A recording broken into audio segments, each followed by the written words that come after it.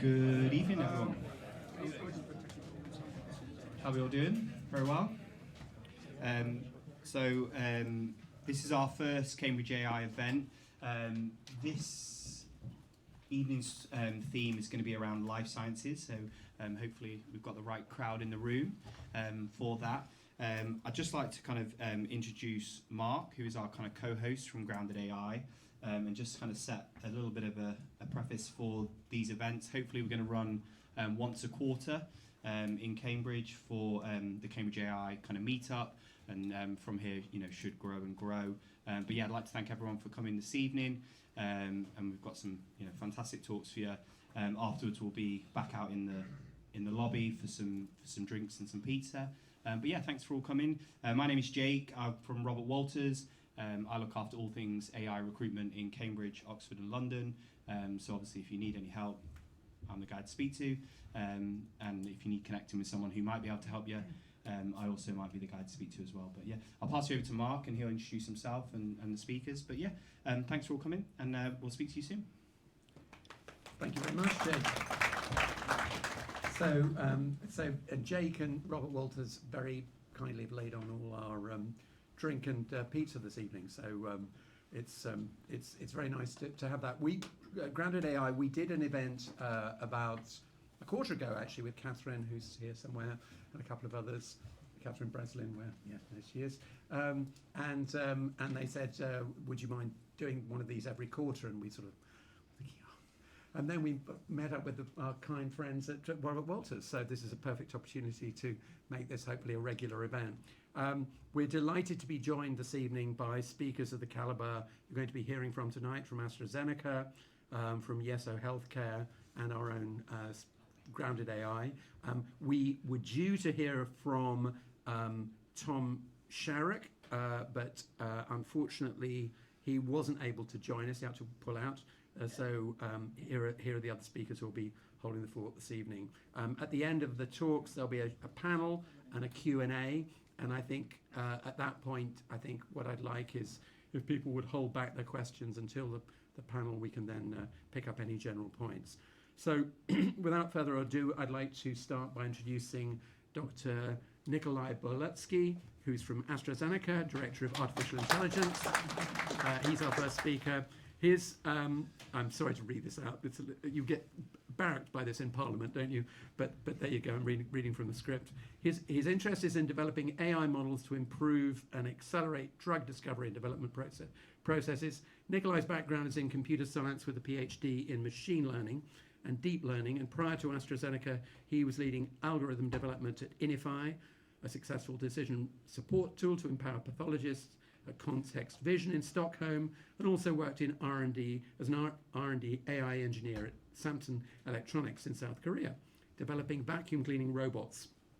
So there's a conversation to be had there. So Nikolay's authored over 25 peer-reviewed publications, including US patents on AI applications. Nikolay Burlutskiy, thank you very much.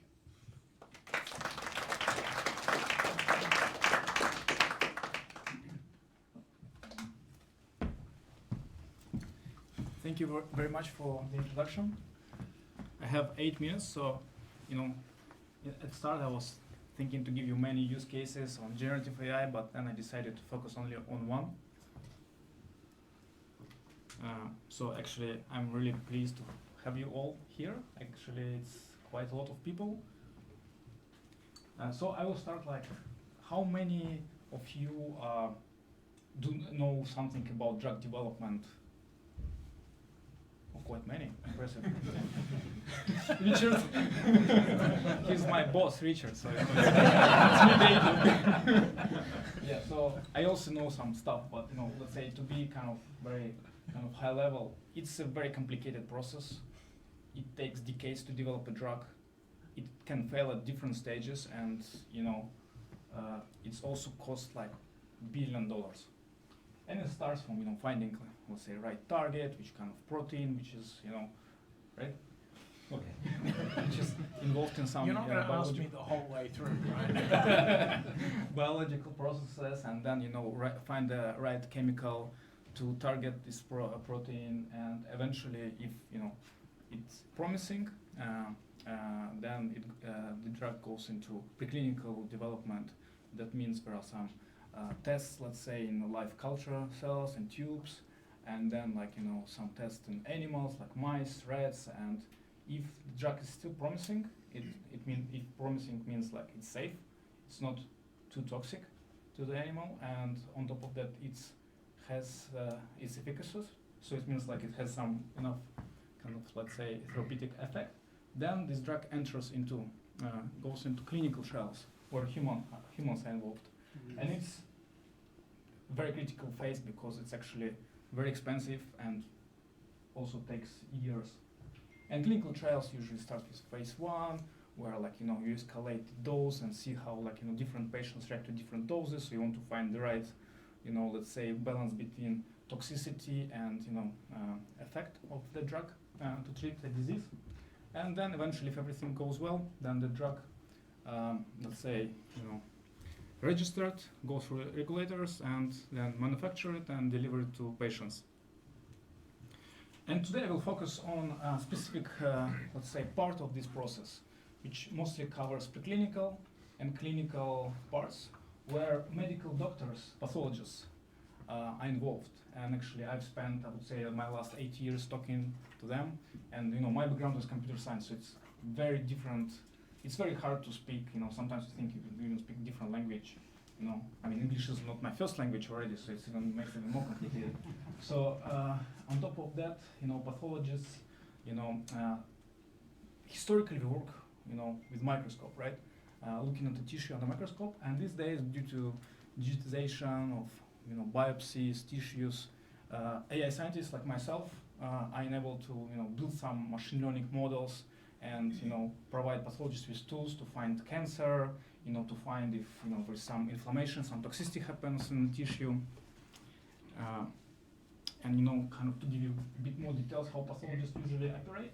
So if a patient, for example, has cancer, right, and but it needs to be confirmed, then quite invasive operation of taking that biopsy is happens and a tiny piece of tissue is taken, for example, from the lung, and then that tiny tissue is fixed in formalin and embedded in paraffin, so it's kind of fixed, and then it's sliced, let's say, it's sliced, and before it's sliced, actually, it's also actually colored with some specific dyes, because tissue is transparent, and pathologists want to see some specific, features in the tissue, so it's dyed with colored with some dyes, and then sliced, and then, these days it can be scanned with a high resolution scanner, and eventually you have an image of like billion pixels, 100,000 by 100,000, so it's a lot of information, and then we can develop algorithms to detect, for example, some cell populations, whether it's like inflammatory cells, lymphocyte, or with cancer cells, and so on. And actually, taking these biopsies, it's kind of routine clinical practice in every country. It's done, and especially in oncology. But today I would like to talk a bit about generative AI. I think many of you heard about it, and there are two kind of extreme ways to look at it. Some people say to solve all your problems, right, and will be like singularity at some point, and humans maybe will just rest, and Gen AI will do the kind of routine things and complicated things, and we can just drink wine and eat some nice food. And the other extreme is like Gen AI will take all our jobs, we'll get kind of jobless without any, let's say, future. So I don't know what is true, but on the technical let's say aspects, there are three kind of main blocks of generative AI models. Transformers, so all these large language models, ChatGPT, they're actually using transformers as a kind of building blocks. Then we have variational autoencoders. It's like you can think, if you imagine you have a picture of cat, you train a model which kind of reconstruct that cat, but like learn some kind of really tiny representation of this cat, for example, shape of its head, length of the ears. So you kind of try to embed the kind of this large information and encode it in a way that it leaves only important features there. And then you can use these important kind of features, for example, for downstream tasks. In terms of like back to pathologist, you can learn from images some important features which are representative whether that image, were cancerous cells or not, density of different inflammation cells, and finally generative adversarial networks. So you can think about these two networks. One network learns to fake a picture of a cat, and the second network is trying to discriminate whether it's real cat or it's fake cat. And eventually two networks become very good, and then you can use this generative part of that model to generate like some fake images which look as real ones. So this is the use case which we worked on. So at some point we got like, let's say, thousands of biopsies. And for these thousands of biopsies, it's actually gut biopsies from patients with inflammatory bowel disease. We had no pathology support. We had, very limited pathology support, I put it this way. And by limited, we could maybe look into several biopsies, but not in all thousands. We didn't have any histopathology, kind of assessment of reports for these biopsies. It means like, we didn't know that pathologists looked at these images and say, oh, it's inflammation, it's ulcerative colitis, it's Crohn's disease, and so on. But we had endoscopic, microscopic ground truth. It means, we knew on endoscopic level, it was reported that this, patient had inflammation. But we didn't know on microscopic, on histopathology level, whether there is an inflammation or not. So then what we did, we trained transformer-based architectures that learned from first, like in kind of unsupervised way, learned kind of this compressed representation of images, and then used this learned representation to actually with proxy ground truth. And proxy ground truth is like this endoscopic, let's say, scores to learn on histopathology level whether this biopsy has inflammation or not. And eventually the model learned quite well, just giving like a new histopathology image like this biopsy. The model could say whether there is inflammation or not. And on top of that, transformer architectures allowed us to kind of highlight the areas where inflammation happens.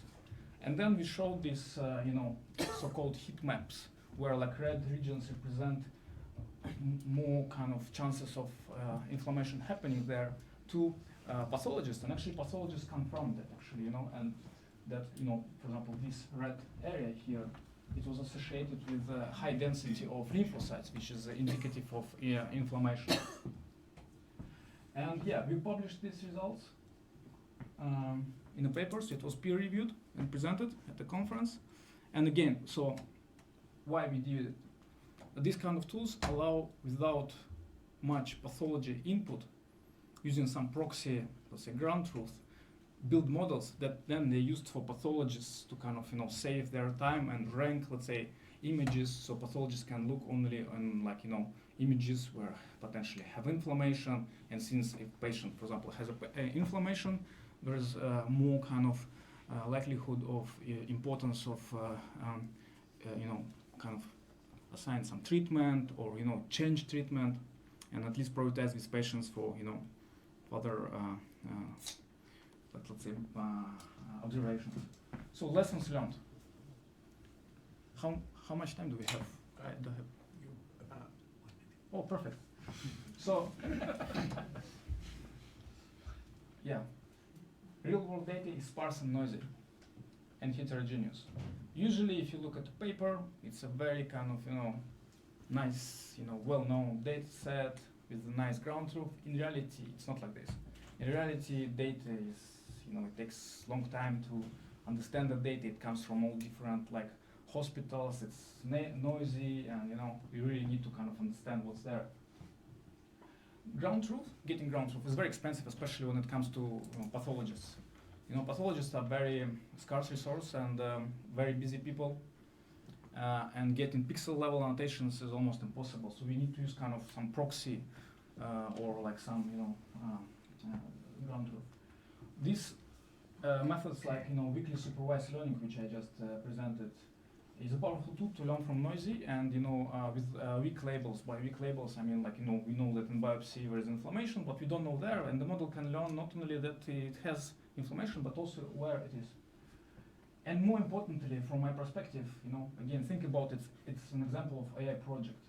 What it requires, it requires a well-articulated problem and impact statement. Once it's solved, why we are solving this problem. So in our case, we had a lot of interaction with pathologists and tried to clarify it. Then buy-in from senior stakeholders. Why? Because if you don't have support from your senior stakeholders, we won't have time and resources to solve it. Of course, you need enough data. How much is enough? I don't know. But usually, you need to experiment and try a few things before you understand how much data and how many labels you need.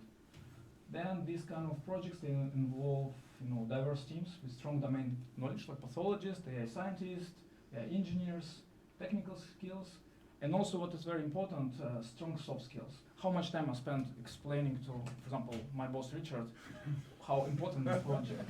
So I communicated up. Then my team was like, Nikolay, why we are doing this? So I have to communicate down, and then communicate, let's say, across.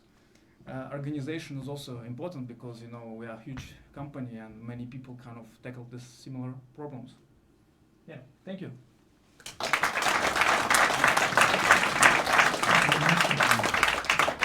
Thank you very much.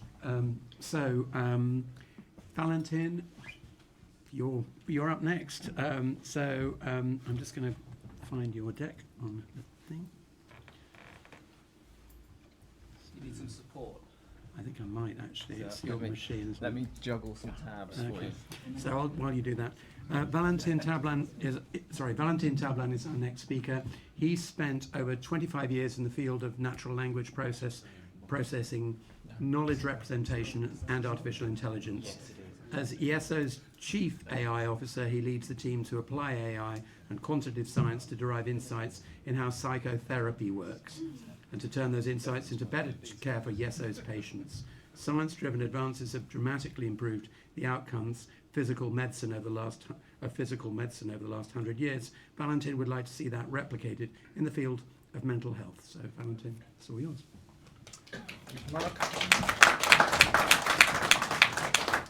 Hello, good evening, everybody. I'm Valentin. It's a pleasure to see so many of you here today.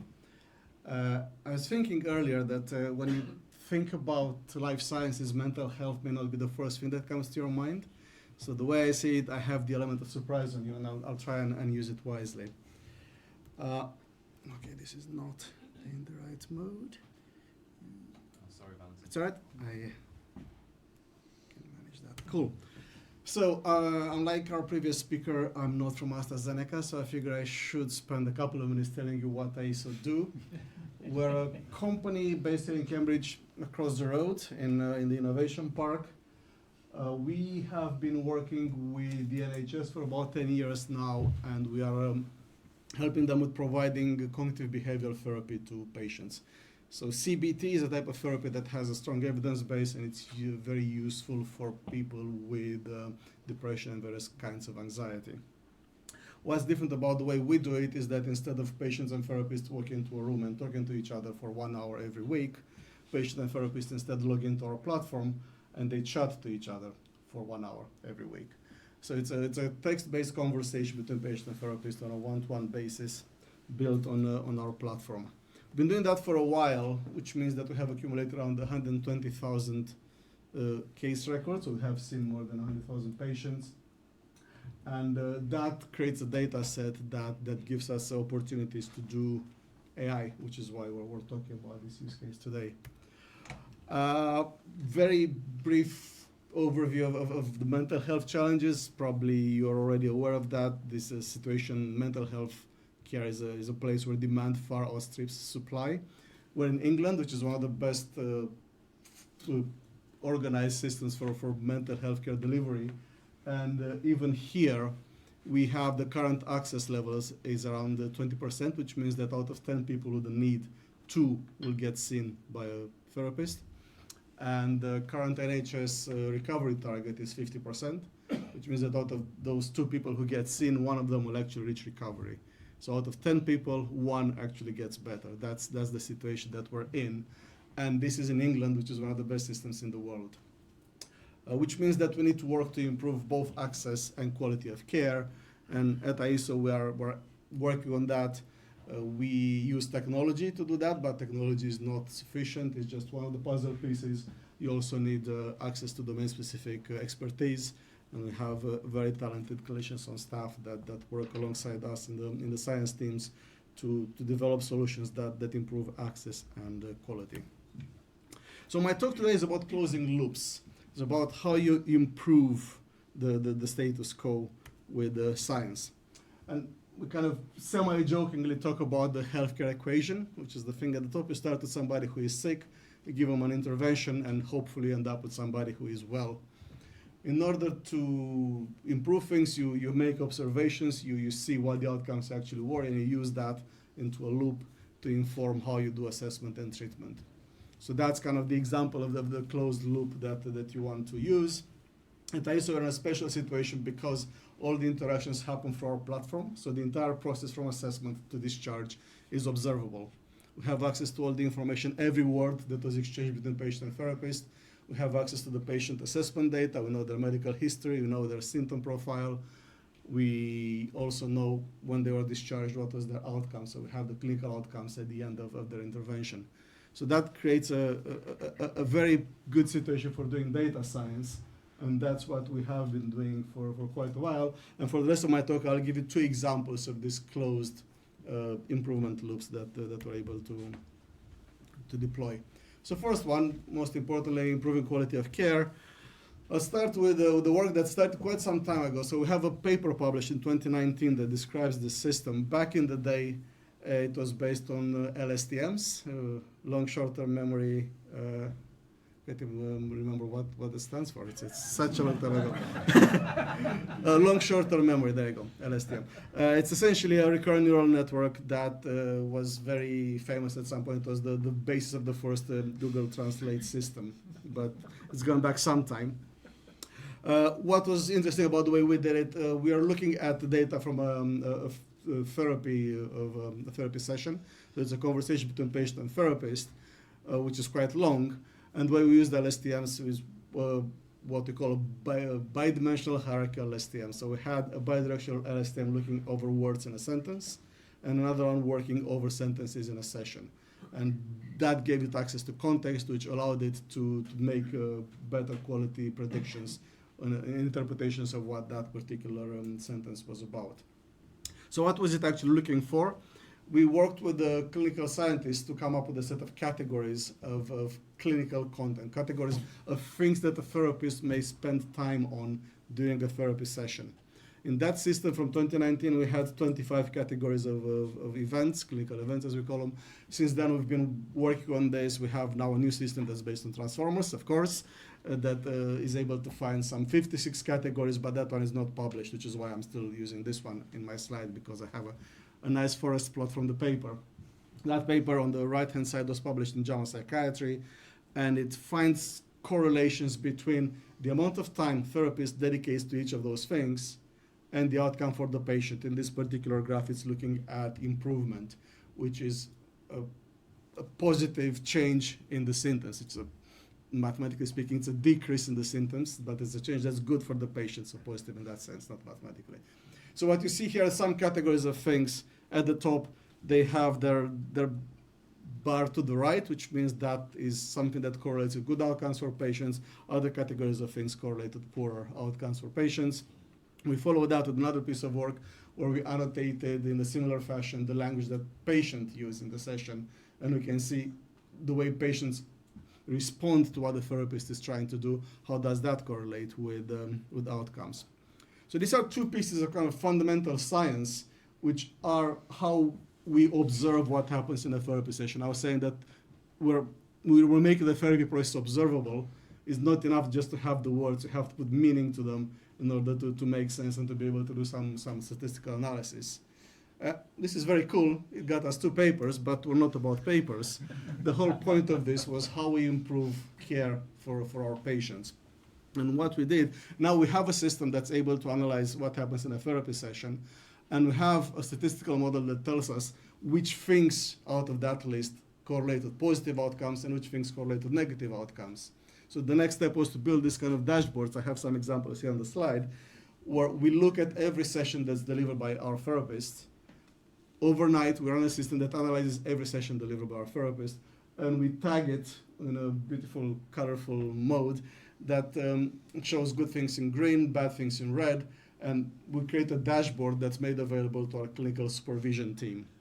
And these are experienced supervisors, therapists with had thousands of hours of therapy under their belt, who use this dashboard to identify cases that are not making the expected progress, where possibly the right content is not being delivered, and then they reach out to the therapist who is treating that particular patient and give them advice and support them into improving the quality of care that our patients get.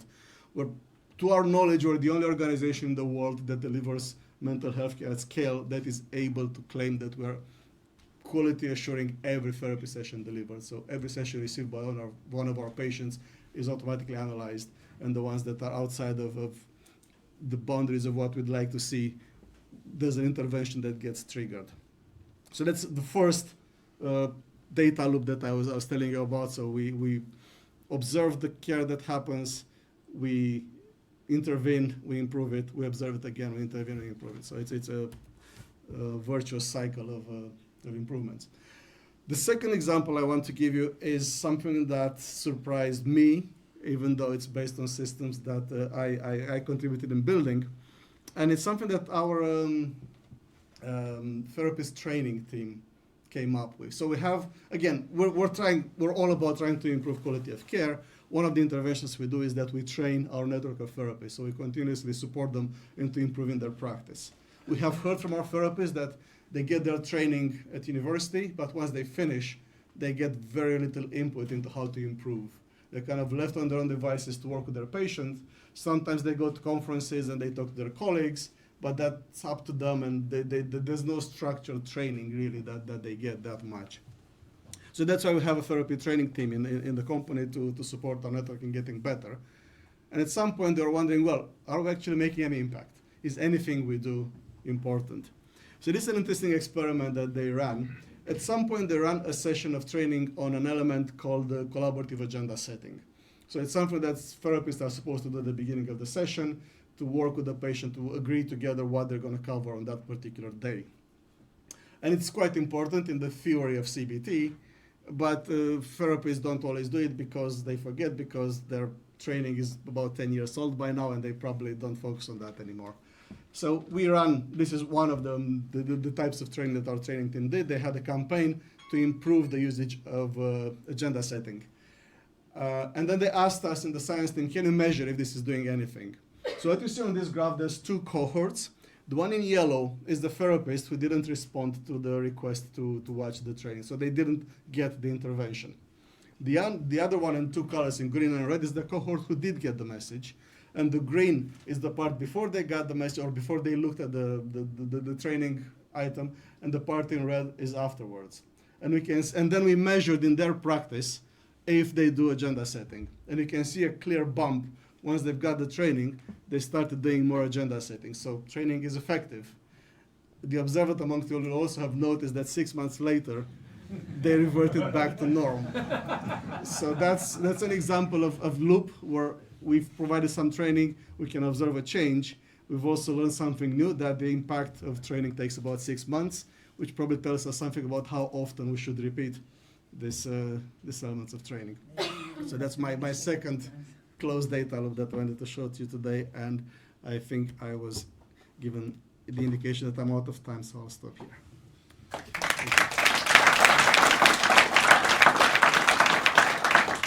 you very much, Valentin. That was great. I particularly enjoyed the bit of it that said that empathy doesn't work. That was the bit that struck me as being interesting. Nick, if you can find your place in the thing, I'm just going to briefly introduce my colleague, Nick Morley. Grounded AI is a startup based here in Cambridge, and we work with unstructured data of different kinds. So tonight we're going to talk a little bit about clinical data.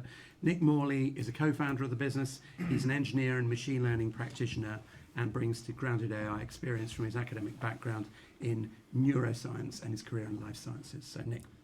Thank you, Mark. Can you hear me all right? Yeah. Great. So I'm going to talk a bit about the healthcare data landscape. And I'm going to focus on the industry approaches that are currently being used to unlock the value of that data. And I'm going to focus on the challenges and pitfalls associated with those approaches.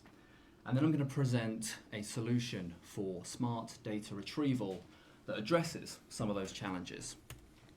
So the situation, we've got a huge, diverse set of data being aggregated in the industry. We're looking at electronic health records, medical reports, lab reports, genomic data, so on.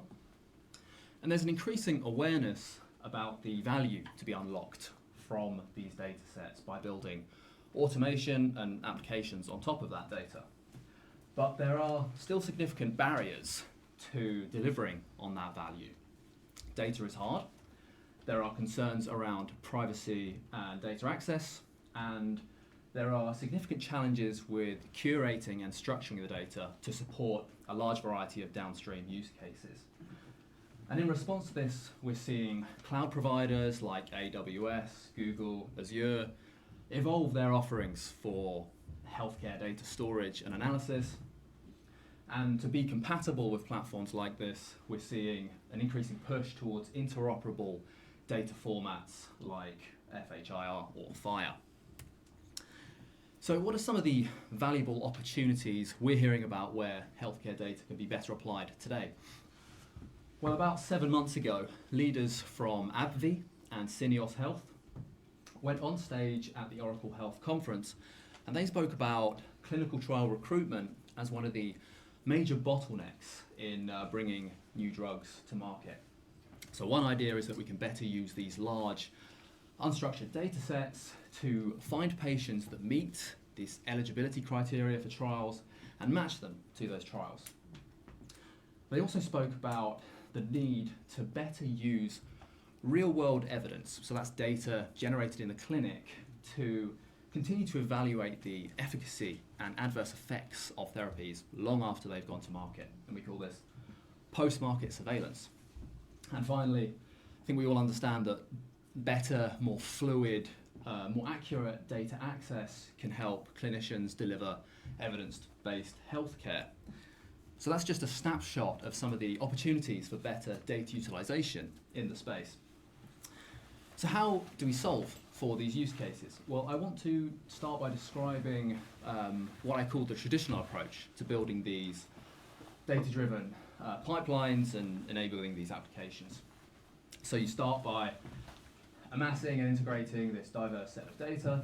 You then enter into this long and complex process of curating and structuring the data. And the idea here is that you end up with this perfectly structured set of data. You've got this structured database, and if we can just get to that point, we can solve all the downstream use cases, right? We can build the applications, and we'll be able to solve all the specific tasks. But unfortunately, that has not been my experience. This is a long-winded process. It forces you to determine ahead of time a one-size-fits-all set of annotations to serve all the downstream use cases, and it's boiling the ocean. You end up with a rigid set of annotations that rarely get the user all the way in any specific use case. So we want to challenge some of these assumptions with an alternative approach. And so our thinking is that we want to have a much more lightweight pre-processing step, keeping the data in a largely unstructured format. We then expose an interface to the user, allow them to define exactly what they want, and we then use what we call just-in-time annotation to curate and structure the data as required by the user's query at runtime. So this layer would use existing structure in the dataset where it exists, but it would fill or create the missing structure at runtime using local private language models. So now I want to give some examples of this approach in effect using our system. So I'll just give you an idea of what the data we're working with looks like here. This is unstructured medical transcripts. Some of you will be familiar. We have ingested a whole data set of these, and I'm now going to jump into a demo here. Look at that. So what you're seeing here is a lightweight user interface sitting on top of all that unstructured data. And what it allows is the user to type in a natural language query. And I've got some examples queued up here. Let's look for patients who have recently quit smoking and have a history of significant alcohol consumption. So what you can see here is how our system has interpreted that query. So you can see we've determined the required metadata that we need to annotate for. So we need to annotate for smoking status and alcohol consumption history in this case. And we've determined the filters we need to apply on that data to resolve the query. So if we look at some example results here, this is just a snippet of the relevant content from the original long unstructured record. And it's been annotated for alcohol consumption history and smoking status. And on the right, you have a generated explanation as to why this patient record meets the user's criteria. So, for instance, you can see that we've picked up nicotine patch, and our system has identified that as a signal that the patient may have recently quit smoking. So that's pretty useful. You can see examples like tobacco use quit 2 years ago, been labelled as a former smoker. 6-pack of beer per week, been labelled as a moderate drinker. I think that's up for debate.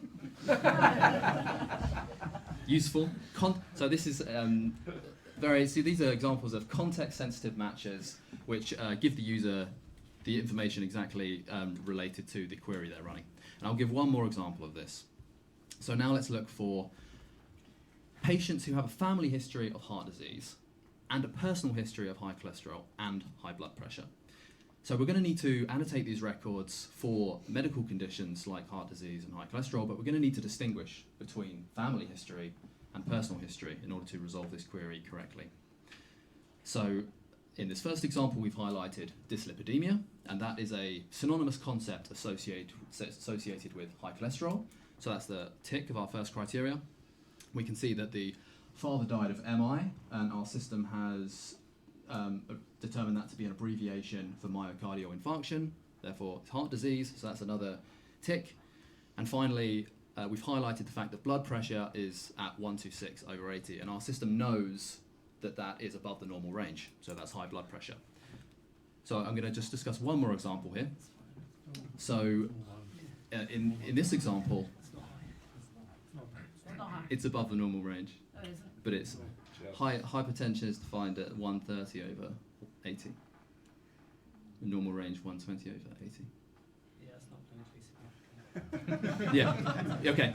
It's not clinically significant, but this is so maybe we can address this in the panel. But point is that it's context is everything, and it's talking to me about signals about the blood pressure, and that is the only information I care about. I need to review these records to see whether these patients meet my criteria, and so it's highlighting to me their blood pressure is at that degree, and then it's debatable. I think six-pack of beer per week is also debatable, so totally. I'll discuss one final example. What's interesting about this example is there's no direct mention of hypertension or high cholesterol in the patient record, but what we do have is a long list of medications that the patient is taking. And what we found is that enalapril is picked up, and because our system has recognised that as a drug for high blood pressure. Similarly, atorvastatin is a drug for high cholesterol. So we picked that up. I've got a bit more time because there was some... Yeah, so this is an example. I think these examples nicely demonstrate the power of a context-sensitive system that can give you a purposeful and directed set of annotations and explanations for the user query. So I'll now jump out, do some juggling. Okay, so that's our demo.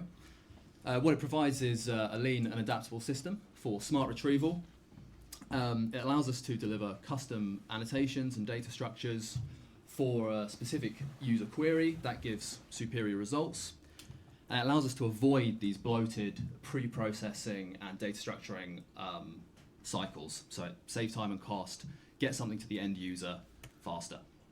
So if you're working with any of these use cases in clinical trial recruitment or post-market surveillance, we'd love to put our tech to use there. Or similarly, if you have large unstructured or semi-structured medical data sets that you want to effectively utilize while avoiding long development cycles, that's exactly what we're trying to solve. So we'd love to hear from you. That's it.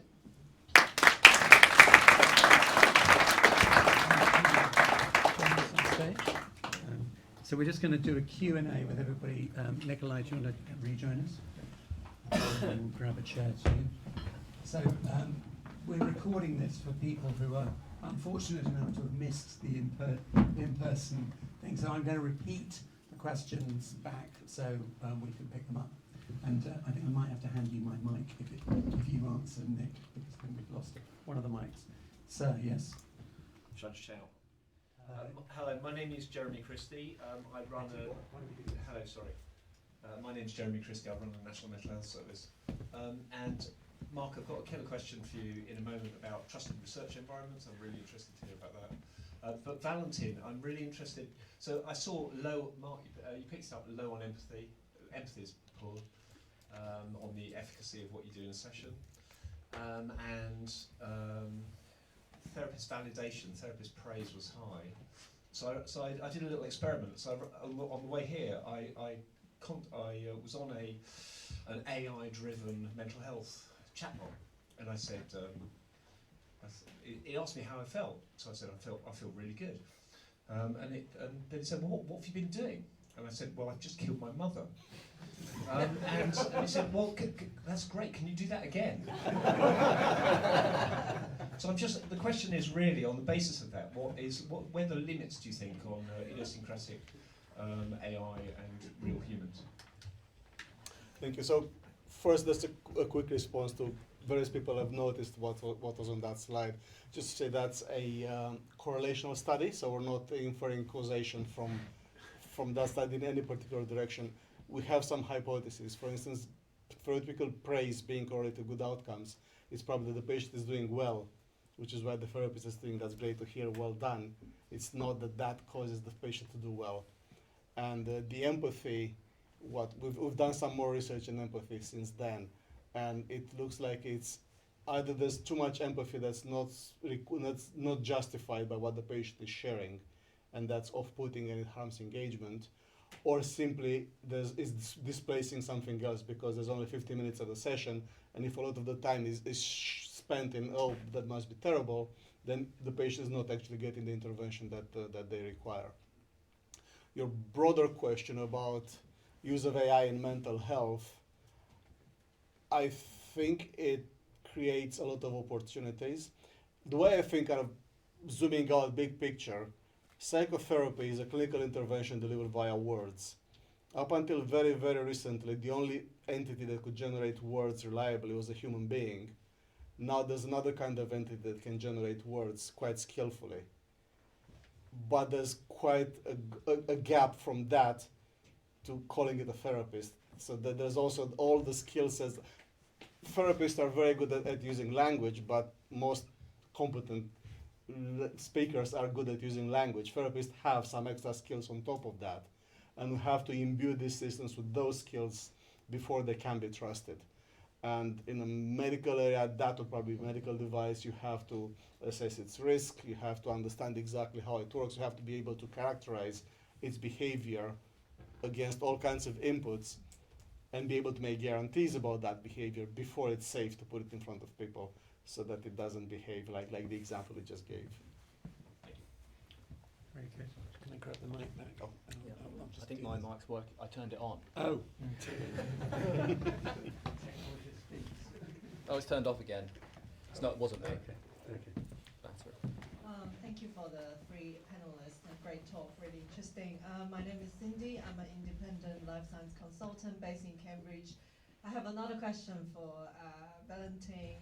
Is that you mentioned about your platform can obviously improve the quality of the care and providing training for the therapist. Does your platform plan or have any potential offering on improving the patient access? The reason I'm asking is because I come across a lot of digital therapeutics based on CBT, and then trying to get reimbursement in Germany through DIGA.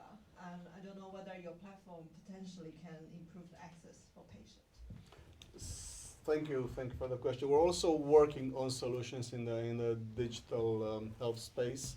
So we're building solutions to supplement the capacity of our therapist network by providing elements of CBT. Especially CBT is very formulaic, which makes it easier to deliver via technology. In terms of getting reimbursement, in the UK, there are ways for doing that. There's the way mental health care is commissioned is a system used to be called IAP, now is NHS Token Therapies, and they have rules and quite clear opinions about what can be reimbursed or not, like most health systems. And there's at the lower end of intensity, it's something that's called step 2. There are solutions that are based on digital technology that are reimbursable. I'm not personally familiar with the German market, so I can't help there. But I think most places in the world understand that access is a problem, and they are keen to facilitate improving access. When and how exactly that becomes possible varies from market to market for sure. But I think there's lots of opportunities. Thank you. Anyone else? Oh, does somebody want to pass the mic now?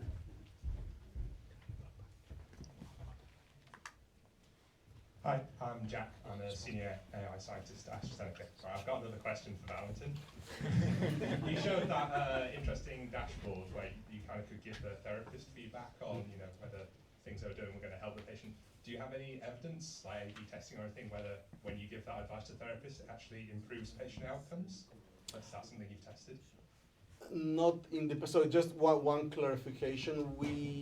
That platform is used by the supervisors who then coach the feedback in a way that's humanly acceptable to therapists, so that the feedback is not given by machine to humans, it's given by humans to humans, just to facilitate it being actually taken into account. We haven't measured that in particular in isolation because we're doing lots of things at the same time to improve quality of care. What we do know is that the recovery rate has improved year on year throughout this work, but it's a combination of interventions we've made. We're a small company and we can't afford to run so many studies separately. So we do know that the quality is improving. I can't draw a statistical correlation or causality from one particular intervention to the amount of improvement that it caused. Hello, I'm Anton. I'm an AI systems engineer. Nikolay, you presented a great list of things that you need for a successful AI project. I was surprised to see, because you are a computer scientist, you didn't mention computational resources there. So can you comment on that? And this is the question also to all panelists, how you find computational resources for training and inference. Thank you. Yeah, I think the main reason why I didn't mention computational resources, because I think I didn't have space on the slide, I think if I had more, I could put like 10 more slides actually about what's for success. I absolutely agree with you that computational resources is extremely important, and especially for projects that include like these kind of huge images, right? So for example, what I presented, like it took us like, let's say, month training, with different iterations on several like let's say 5-6 GPUs, like something like Tesla, something like that. But I think like also interesting aspect would be like very often we experiment, right? And how much, let's say, carbon footprint these experiments run. So I think it's something also we consider in terms of infrastructure, for example, right? What I presented is more like kind of proof of concept, right? So kind of, for example, we run these experiments on our local cluster. So it's a very busy machine, but at the same time, like it's in-house, but like, for example, at some point we wanted to deploy, then it could be another kind of business model in terms of like how expensive it is. But again, we are kind of more sitting on research and development, and we have like in-house kind of, let's say, clusters. So yeah, so we can run these experiments, but I think it's definitely we kind of more and more looking into how to optimize it, and by optimizing I mean kind of minimize the number of experiments. So Nick, I'm going to give you the mic. Right. Yeah. So what's the best strategy as a startup? What's your experience of planning for computational resource? Yeah, so we don't have clusters in-house. Don't have a house. But there's a really great ecosystem around this. I think a lot of it is just realizing how much is possible now with the open source community and with everything that's being done to optimize the use of these models. That's a really great outcome of the trends and the hype. I mean, for instance, the pre-training of large language models that can now be then deployed and retrained and used, that's extremely approachable for a startup with not many resources. And another thing that adds to that is that you've got a very sort of seductive cloud provider ecosystem who are really offering a lot to startups. I mentioned the cloud providers, the classic ones, but they're all giving really great deals and credits to startups. And actually, it's their incentive. They want to get you on their platform. But actually, if you want to just deploy something, and it's going to cost thousands of dollars, but you don't have that money, that is an avenue you can take. You can get that money for free, essentially, to test it, and it's so it's a really it's definitely possible. Of course, the best thing is paying customers. That's the thing. Valentin? In our case, we're fortunate in working with text, which is not that big, so it doesn't put that much strain computationally. Like our local cluster used to be very local to me. It used to be a tower computer with a GPU in it under my desk, which is what I was working on when I started. Now work on Azure because of compliance reasons, but we really don't struggle that much with computational resources. Like you're mentioning, these large language models that are made available easily publicly, that they help a lot because we don't have to train those. That would stretch our budgets for sure, but they're available, so that's easy. Hi, thanks for a great talk, really, really interesting, all three talks. My question's for Nick, really. I'm GP, I'm Dustin, I'm GP, and also founder of Primary Care IT. We kind of deal in structured data with clinical decision support tools, but also in kind of data science, looking at risk, looking at identifying patients that have got risk and trying to present that information to clinicians. We found data to be really variable depending on the setting in which it's collected. So we did a lot of work during COVID, both looking at primary care data sets and looking at secondary care data sets to look at risk, and found that there was a massive, massive difference and disparity between the two data sets. And really, a lot of that was around the basis for which that data was collected. And what we're seeing now is some really interesting use of LLMs in actually formalising data being entered into clinical systems. So and kind of we deal a lot in structured data, but my question is, does AI make structured data dead?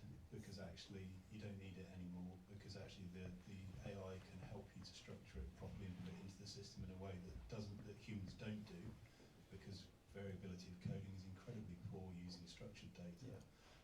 And therefore, does that allow us to exponentially over time increase the output and the quality of data that we can then use to be analysed to make it even better, or am I kind of just dreaming? I totally share that opinion. I think that this is working now. That's good. Jesus, there's no end to this nonsense. So the natural way that humans like to communicate is with our language. We like to write things out, right? Like it seems like the best outcome is we just allow people to write in the way they want to write, speak how they want to speak, and we use the machines to restructure that, transform that into what it needs to be for some sort of downstream process. This has been a long-standing thing, I think, in medical, but also in sort of academia and the scientific research. Is like, oh, we need to get people to publish their results in structured form, so that we can do all this stuff. But now that we have these technologies like language models that can actually, there are general purpose data annotators or structuring tools, and then they're going to get better and better at that. I do see that you know, some number of years from now, I think the whole structuring the data effort is going to be, superseded.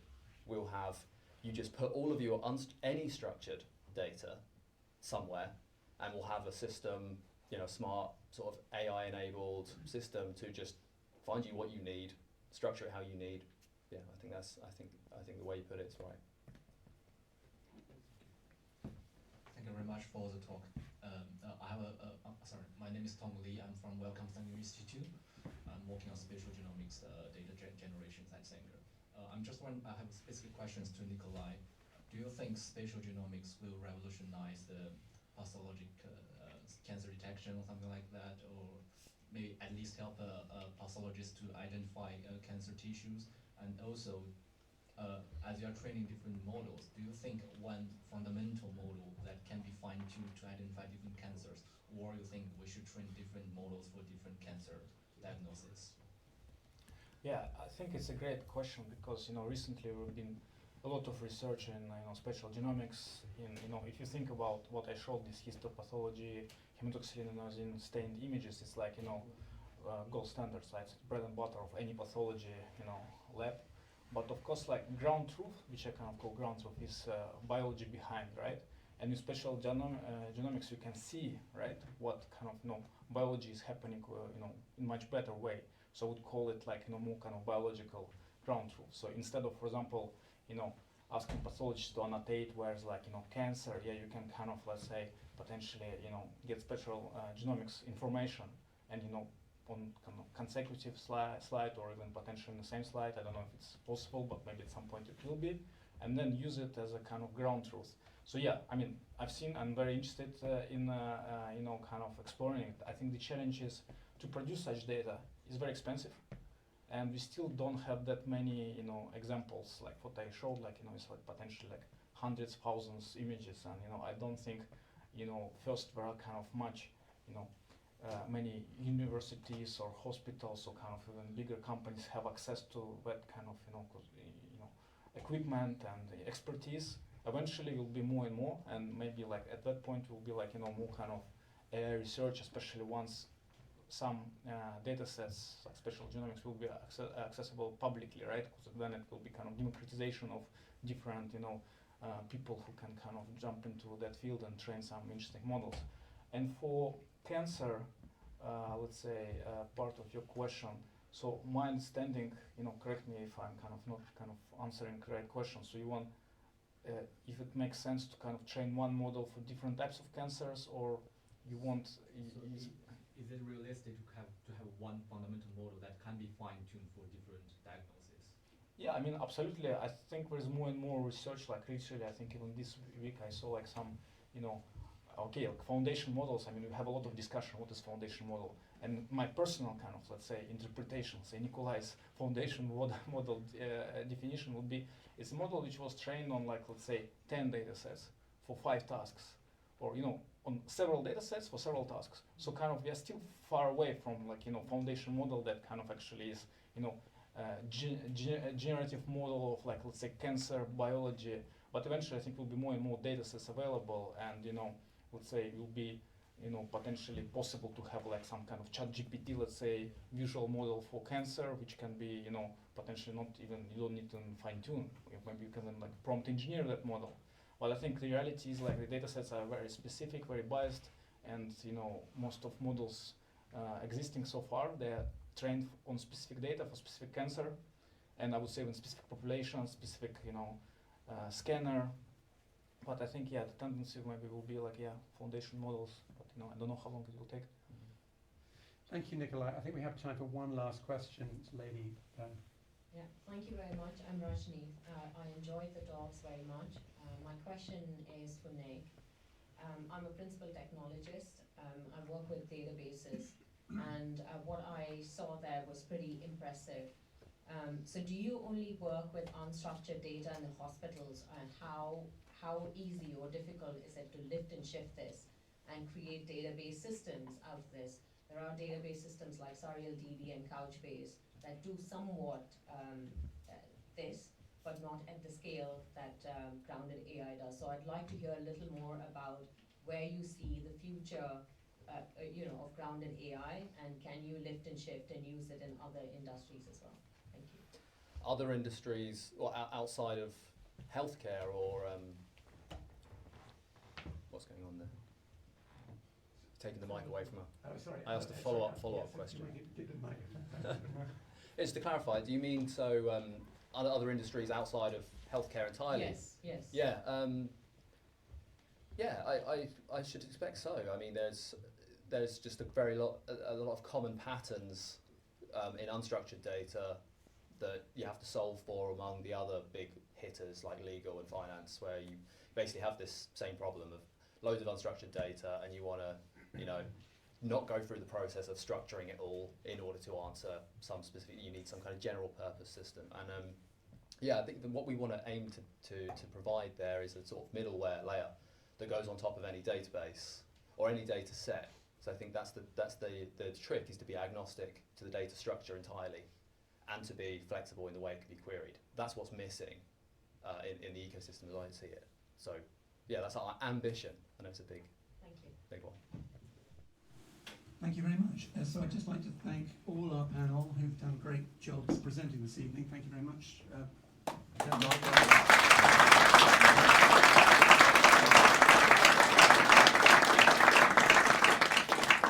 We're going to try and do this again, I think, in the autumn, in September, sort of subject to confirmation. So if anybody has any particular topics, we were talking interestingly before the thing about some areas that were worth exploring, please come up to us and chat.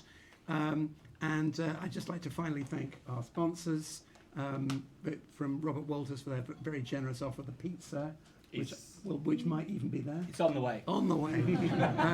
And to my colleagues, Conrad and Zach, for filming this for posterity. Zach, who's taking time out of his GCSEs to be here, so that's that's amazing. Do you want to say anything? Yeah, again, just like to thank Mark as well. We've kind of co-organised this together, and it's a big process to bring everyone together, as you can imagine. But yeah, really thankful that everyone's come out. Again, another round of applause for our speakers. Some really interesting topics. But yeah, we'll head back out into the lobby. The pizzas are on their way. Domino's chatbot is maybe needs a little work. Maybe we could talk about that. But yeah, obviously, if you've got any questions for the speakers, for anyone in the room, please, feel free. But yeah, thank you very much for coming, and we'll see you in the fall.